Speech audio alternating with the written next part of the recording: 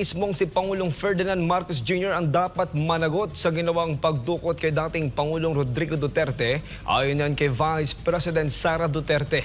Sabi pa ng bise, pinayagan ni Marcos Jr. na manghimasok ang isang banyagang entidad sa soberanya ng bansa. Si Jason Rubrico magbabalita.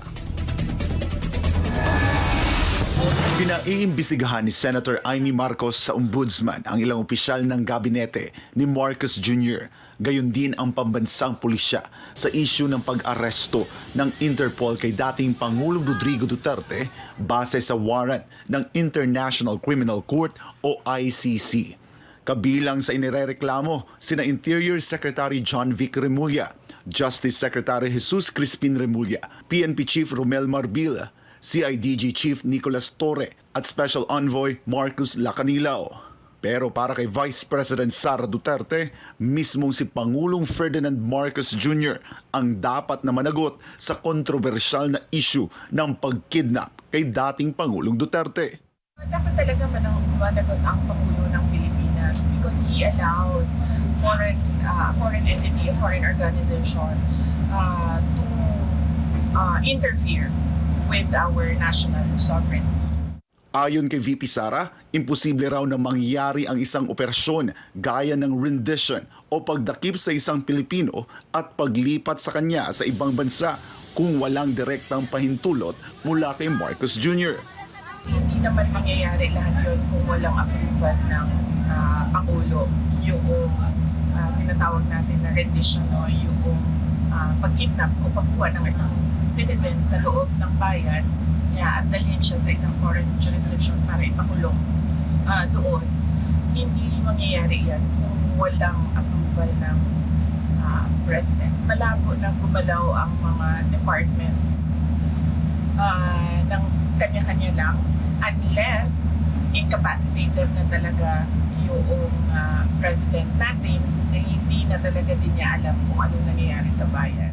Sinabi rin ng pangalawang Pangulo na nagkakaroon na ng pattern ng kawalan ng aksyon at kaalaman mula kay Marcos Jr.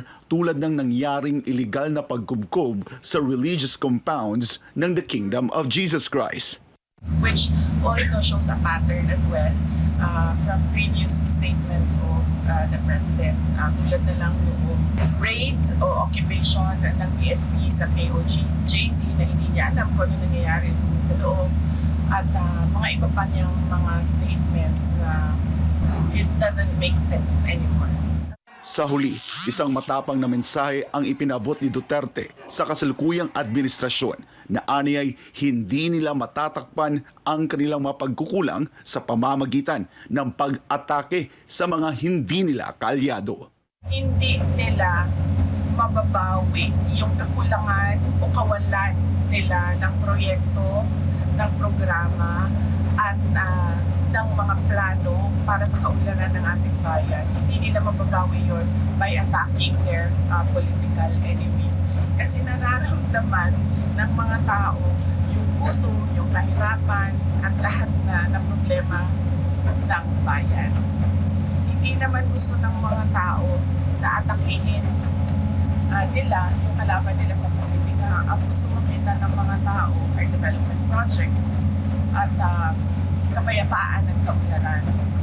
So kahit anong atake nila sa amin, hindi pa rin babango yung administrasyon. At hindi pa rin makikita yung sinasabi nilang bagong Pilipinas kasi hindi siya nararamdaman at makikita ng tao tayo.